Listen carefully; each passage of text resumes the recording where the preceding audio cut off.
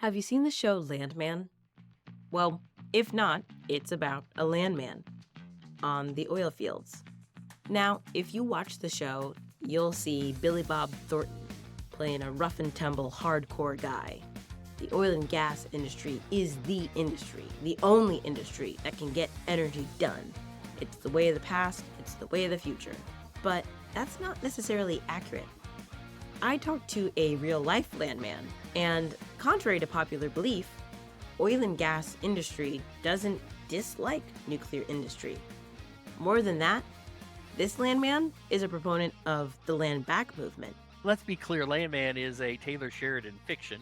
It's very entertaining. I am still a Landman, and a lot of people ask me about the show because for a lot of my friends, I'm the only Landman they know.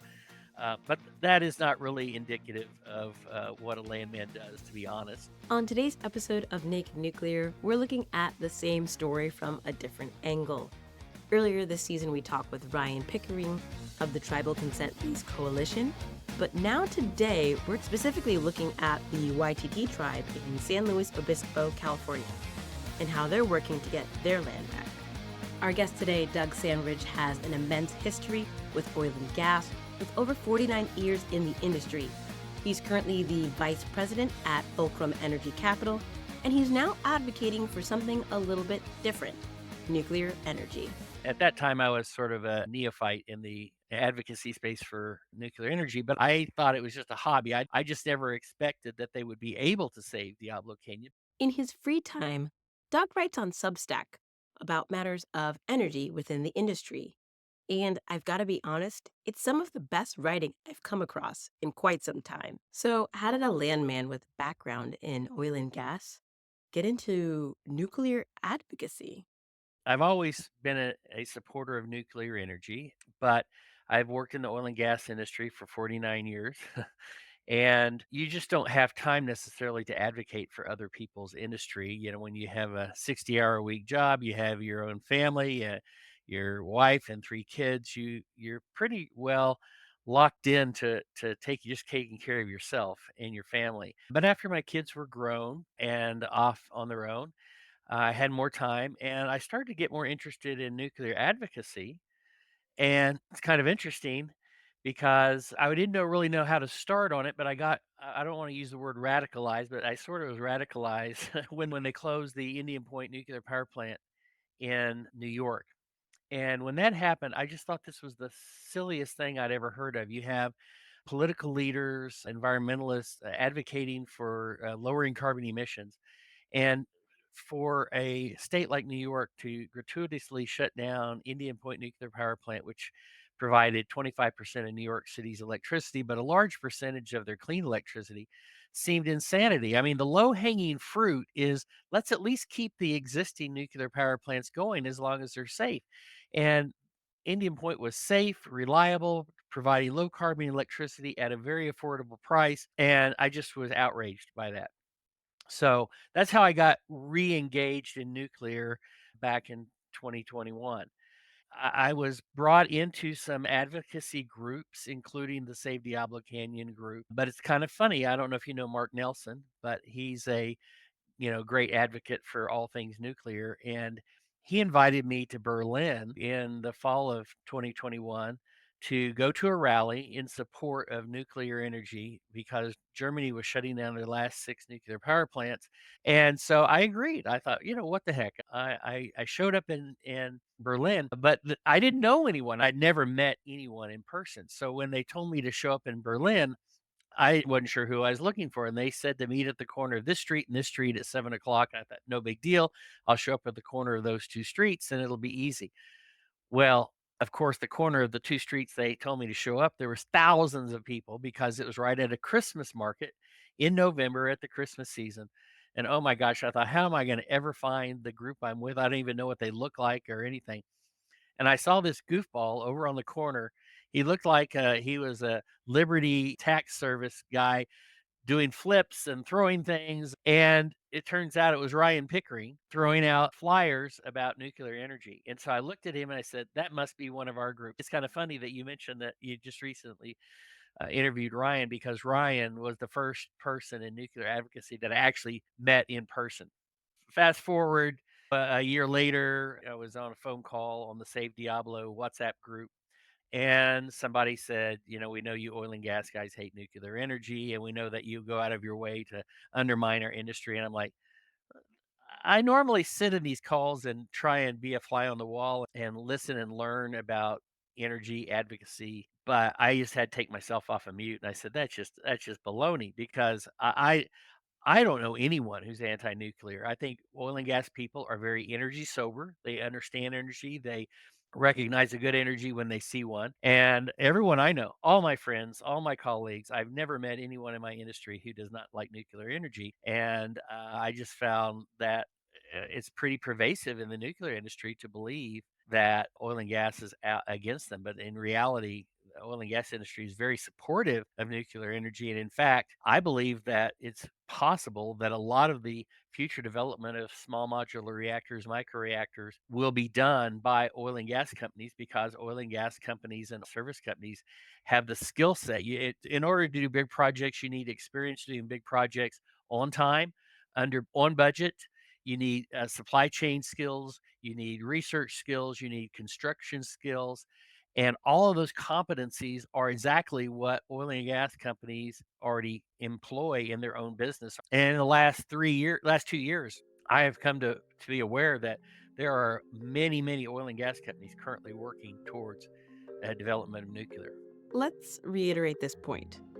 Oil and gas industries and the way that they're set up and their service companies are probably going to be some of the best ways we implement small modular reactor builds. They have the capacity, the equipment, the construction expertise to get these projects done on time and on budget. But what does nuclear advocacy have to do with the Landback movement? Well, this is what today's episode is about: the intersection between Landback and energy and nuclear advocacy. Doug's articles on Substack can be found under Energy Ruminations. The 2 articles Doug produced are well-researched and well-informed, and they're long-form articles, and I'm definitely going to link them in the show notes for reference. But the first thing I wanted to know is, how did he get so much information about this story? Originally, I was peripherally involved with the Save Diablo Canyon groups. This was spearheaded by Mothers for Nuclear, Stand Up for Nuclear, Isabel Bemeke, a whole host of people in California who had, determined they wanted to save Diablo Canyon. And at that time, I was sort of a neophyte in the advocacy space for nuclear energy, but I tried to listen and learn as much as I could. And frankly, when I first started in getting involved, I just thought this was kind of a hobby or something that everyone was doing because they had extra time or it was a passion. But I never expected that they would save Diablo Canyon. Now, their advocacy efforts were phenomenal, phenomenal. But also other circumstances kind of converged to make this happen. Electricity was becoming disabled in California. They're experiencing brownouts, eventually experiencing some blackouts. So the fact that your state is having blackouts obviously is not good for the governor, especially a governor who maybe have national political aspirations. So I think all of those things converged to save Diablo Canyon. I had heard about this story about the YTT tribe, anglicized as Northern Chumash tribe, but they like to be called YTT. I'd heard about their efforts to get the land back where the Diablo Canyon plant is built. And I have a daughter who lives in LA. In November of 2023, I was visiting my daughter with my family for Thanksgiving, and I just decided I would contact somebody from the tribe and see if I could learn more about the situation. And I contacted Scott Lathrop and I said, "Can I drive up to San Luis Obispo and meet you?" He said, "Well," I said, "I'll buy you breakfast." And he said, "Well, if you come up to my land, I'll have to buy you breakfast. I can't allow you to buy me breakfast on my own land." So he said, "But if you want to meet in Santa Barbara, then I'll meet you halfway." And so I got up and told my family I was going to drive up and meet. My family, of course, rolls their eyes because I can't go anywhere, do anything without thinking about, talking about, or researching something about energy. And I said, "Oh, I'll be back before you guys even wake up tomorrow morning." He and I visited for hours and hours. And I said, "This is a fascinating story." And so I went back and started writing the story. And I had told the tribe that I would never write anything that they would be offended by. I wanted to make sure my facts were correct. And so I said, "I don't want to do anything that would hurt your cause before trying to get these lands back. I wrote the story and was really getting close to publishing the story when the tribe said, I think we'd rather you not publish the story right now. We're trying to play nice with the California Senate, their legislature, and the office of the governor. And so I pulled the story and didn't publish it. They later came back a year later and said, yes, let's go ahead and publish the story. So that's how I got started on it. My Substack, I write articles about whatever fascinates me.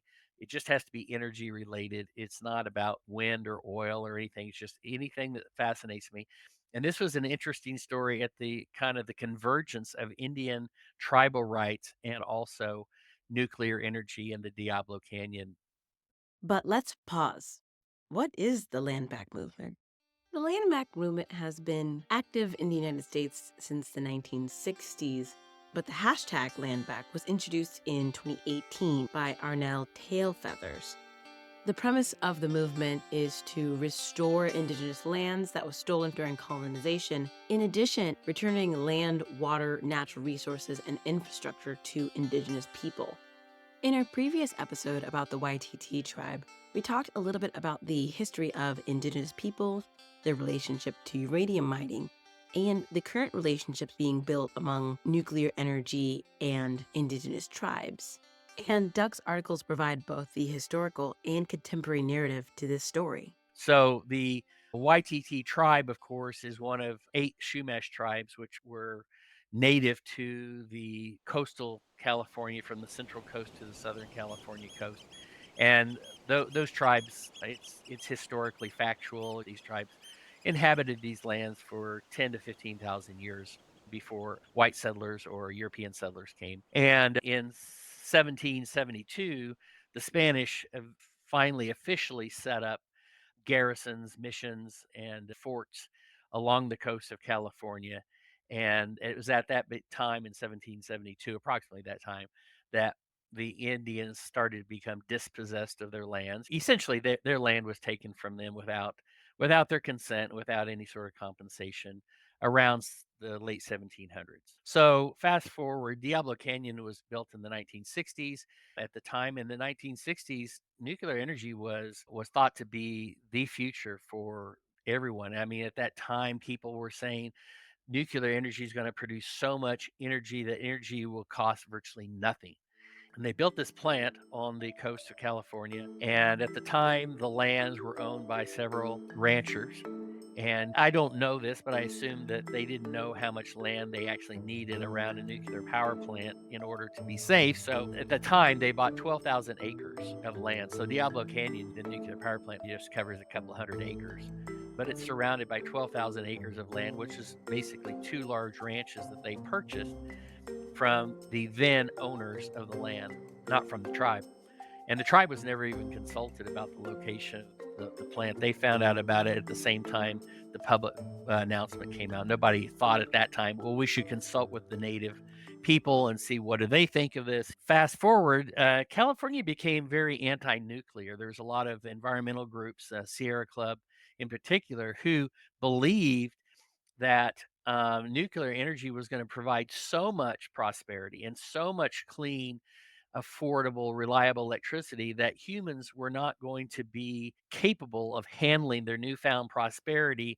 And so Sierra Club and then many other organizations eventually came to the conclusion they should oppose nuclear energy. California was a hotbed of opposition for nuclear energy, but by 2013, all of the other nuclear power plants in California had been shut down.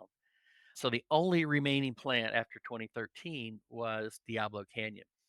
And eventually in 2016, under public pressure, PG&E finally agreed to shut down Diablo Canyon. And the idea was we just don't need it. We're going to have plenty of solar and wind, and we simply don't need nuclear energy. The state reports and even PG&E said, yeah, I think we can handle our electricity load without it. 2016. I think a lot of people thought this was folly.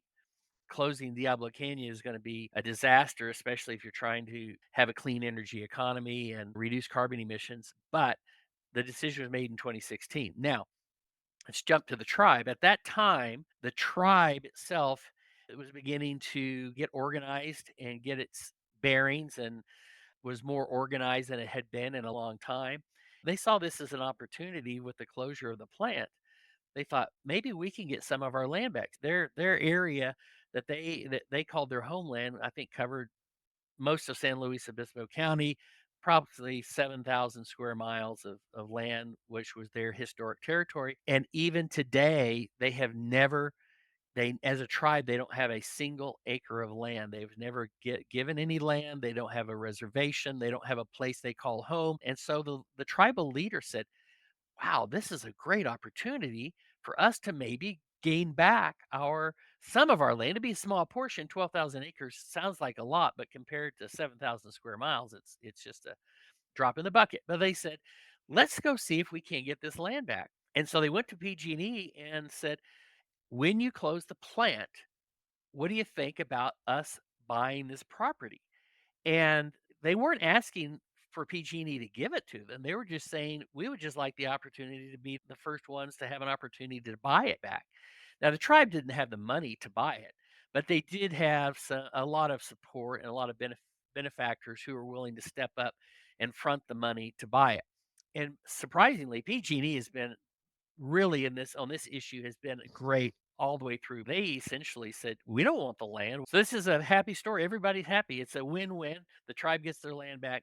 It's good for PG&E, their customers, their stockholders. It's good for everyone. So let's recap. In the late 1700s, the Spanish came and started dispossessing the tribe of the majority of their land. Fast forward to 1960s. 12,000 acres was sold from ranchers to buy that land to produce a nuclear power plant. No one informs the tribe. Fast forward again to about 2013 to 2016, anti-nuclear sentiment spreads across California, shutting down most of these power plants. The tribe then steps in and offers to buy the land from PG&E. So, what changed the plans? Fast forward and interject Mothers for Nuclear, Stand Up for Nuclear, Isodope, Isabel Bemeke, all the organizations who work so feverishly hard to save Diablo Canyon. And these organizations recognize the folly of closing down Diablo Canyon. They realize that if you shut down Diablo Canyon, most likely that power is going to be replaced with natural gas power. Carbon emissions are going to increase, which is completely opposite of what they're trying to do. And they started fighting to save Diablo Canyon. As I said before, when I first got involved with that group, I thought it was just a hobby. I thought anti-nuclear sentiment, governor of California, all these were powers that could not be overcome. My thought in my mind was, there is no way they're going to save Diablo Canyon. We've got some college students who have some spare time and they want to do advocacy. We have some old people who don't have anything to do with their time anymore. They're old hippies. They want to save Diablo Canyon. We have some really professional nuclear people that want to save Diablo Canyon, but I never imagined.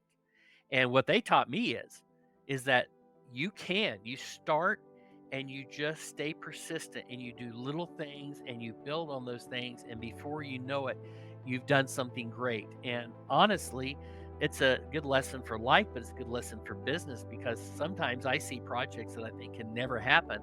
And now the Save Diablo Canyon story has proven to me that they're David and Goliath stories all over the place. It's not going to happen necessarily quickly, but if you're organized, you're honest, you're fair, you're on the right side of an issue, you can take little steps and you will build momentum and eventually you can win some of these big fights. I just never expected that they would be able to save Diablo Canyon. So as I was thinking about this story, this is really two stories. This is the story of the YTT tribe.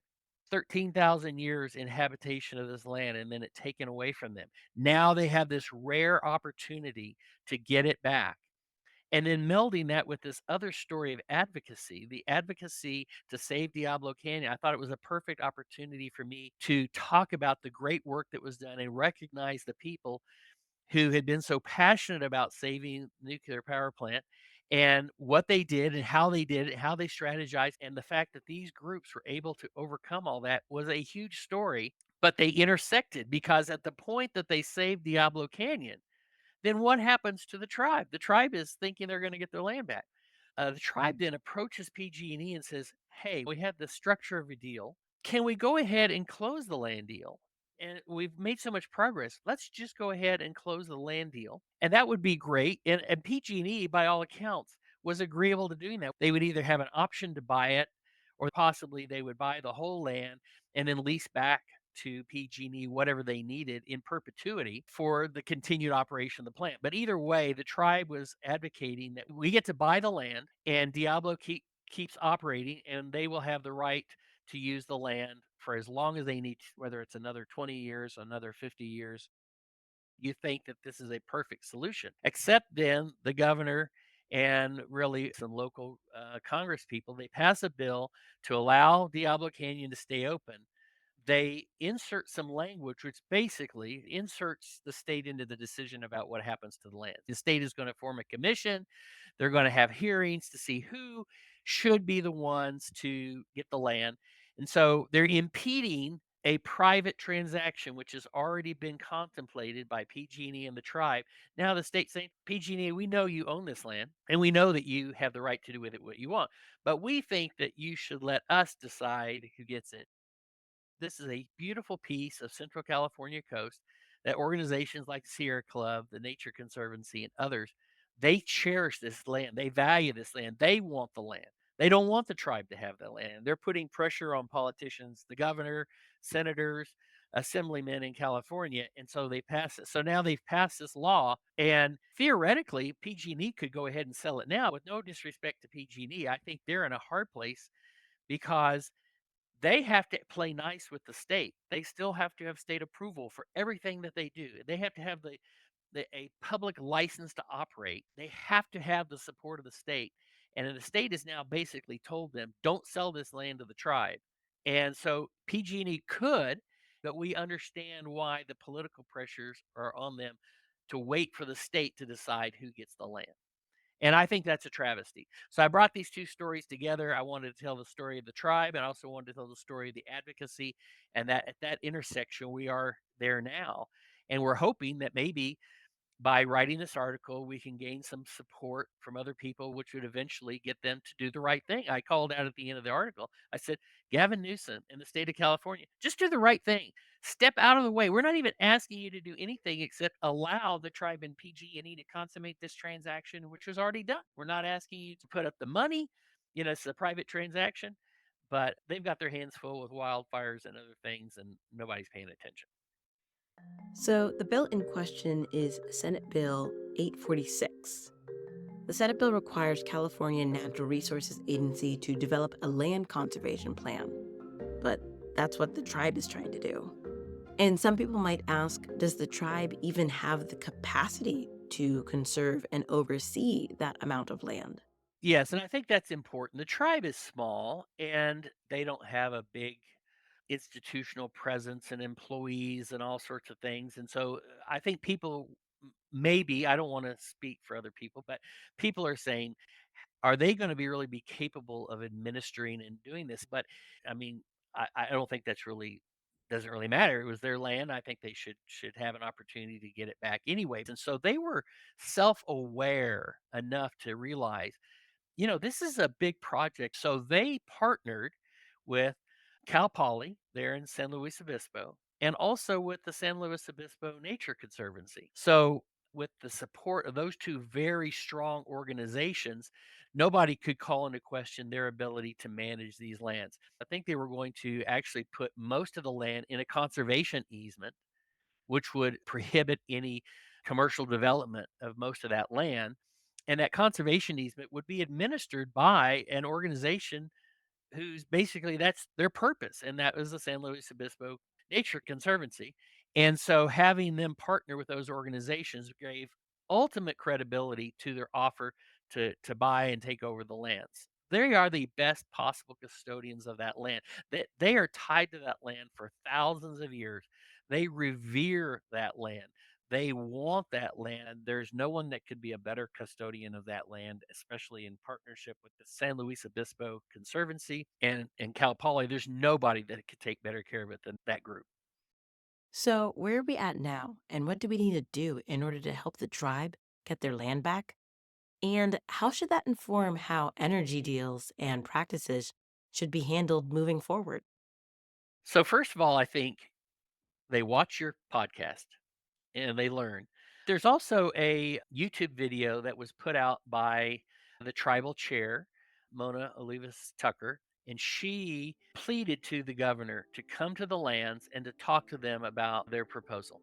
It is a very heart-wrenching, heartfelt plea from her, and you can see that on YouTube, and I would go, direct people to that. Then people should talk about it. They should pass this podcast on to their friends, their families, their legislators. They can pass on my Substack article. They should talk about it around the dinner table. What we're hoping is that as more people find out about this, we'll gain some momentum. More and more people will start to pressure their congressmen, or their assemblymen, and their senators from California. What I really hope is that we can get some writers, some journalists that have real gravitas. I mean, I have no gravitas, but I'm hoping that I could just gain somebody's attention, and they're going to look at this story and say, wow, this guy worked on this story. He's got me all the foundation I need to write a really powerful story in the Wall Street Journal or in the New York Times. And so I'm just hoping that each one of us can go out and talk to our friends, our family, our legislators, and then hopefully build enough momentum that more and more people talk about it, and eventually they can't stand in the way of letting PG&E and the tribe do this deal. That it'll be too politically untenable for them to stand in the way in the future. But this, all I'm trying to do is just light the match. You can acknowledge what has been done in the past. We should have a better respect for history and what has happened, and try and do your best to do better going forward. I can say I'm sorry for what other people did earlier, but I can't fix it. What I can fix and what I can advocate for is that we do a better job going forward. The tribes, first and foremost, they want to be respected. They want to be acknowledged and respected. I don't think anyone thinks that we're going to return the entire United States back to its original inhabitants. But then, yes, we need to engage fairly with them. And if we want to do uranium mining, instead of having the federal government come in and bully the Navajo Nation, it needs to be a transparent private transaction. People go, they talk, they understand each other, they negotiate a deal, they obtain a social license to operate there. The tribe gets what they want, the mining company gets what they want. And if they can't come to an agreement, then nobody forces the tribe to acquiesce. So I think we just need to move forward and engage them like we'd engage anyone else in a business transaction, and make sure that the government isn't twisting arms to get these things done. And that's for nuclear power, that's for uranium, that's for oil and gas exploration, whatever the case is, whatever type of energy. The tribal reservations are heavily weighted towards the West. And in the West, we have a lot of energy, we have a lot of oil and gas, we have a lot of uranium, and we need to start engaging in these business transactions in an honorable fashion. I think it's still possible for YTT to overcome this with the state. But that was an important lesson I learned at a late age of my life, that you can win some of these fights through just persistent advocacy. Now it's the part of the show that we dive into our rapid fire questions to learn a little bit more about Doug. So the first one is, do you have a personal philosophy? And if you do, can you narrow it down to 5 words? Oh my gosh. Always take the high road. Be honest. It's often easier not to, but you'll look back a year later, 10 years later, whatever, and think, oh, why didn't I do it? You should always take the high road. Do the right thing all the time, even if it's politically difficult, even if it might even cost you your job. You can't.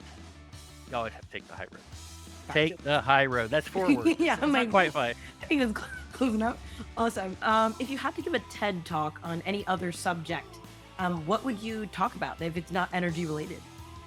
I've thought about this before. I would love to give a TED talk on the power of travel. That if you travel, traveling to me is the ultimate education, because it gives you perspective about your own life in your own country, your own city, your own state. It sees other cultures. It bridges. I don't even think you know this, but I did grow up in my childhood living overseas. My dad was a petroleum geologist, geological engineer, actually. And so we traveled all over the world in pursuit of oil and gas as a kid. I came back and finished high school in Midland, Texas. And so travel was always important to my family. When my kids were born, my mom and dad said, we're not going to give your kids a lot of material things like we've seen our other friends do. We're going to give them travel. Do you have a favorite place that you like to travel? I'm getting ready to go on a trip this spring. I think I'll have about 85 countries under my belt before the end of the year. I love London. There's a saying, once you're tired of London, you're tired of life. I lived there.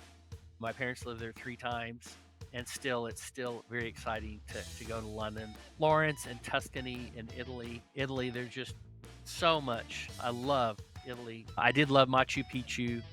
I'm going to go to the Middle East in December of this year, to Saudi Arabia, Qatar, Kuwait, and Bahrain. So it's hard to put it down to one, but definitely London and Italy are close to the top. Yeah, that's amazing. And especially for your kids to have those experiences as well. Another question I have for you is, if you had to design a futuristic city, what would be some features that you would put into it? Yeah, that would be fun to do a futuristic city. Even though I love my car, having a city with great mobility, not having to have cars and having to have parking, having a city that you can get around by bicycle, by walking, by monorail, whatever. But I think that would be pretty cool if you had a city where it's completely carless. The last question is there anybody that you would like to hear on the show as a podcast, or, just a guest in a different topic within the energy space or specific to nuclear energy? You probably should talk to Mark Nelson. He's the one who inspired me to get into this advocacy. Robert Bryce, great author, podcaster. And for a long time, he would do one podcast a week about some subject. When they closed Indian Point in 2021, he was so angry about that he did 4 podcasts in a row, 4 different days in a row. He called it Indian Point Blackout Week, and he did 4 podcasts. And so if you could get Robert on your show, he is fantastic. One of those 4 guests that he had on that week was this Mark Nelson. I didn't know Mark Nelson, never heard of Mark Nelson, but his concept, his discussion, his intellect, everything was so compelling. I searched LinkedIn. I had to find this guy. And it turns out he's as interesting as I thought he would be. And he and I have become friends. And it turns out his mom and my mom live in the same city. And I think his grandfather worked with my grandfather in the North Sea in the 1960s and 70s. So Mark and I are really close. But he is inevitably one of the most interesting guests you can have on this show. So get Mark Nelson. I'll put you in touch with him. First off, I wanted to thank Doug for not only writing these articles, but also being willing to come onto the show and share his perspectives, his backgrounds, and the research that he's done on this topic.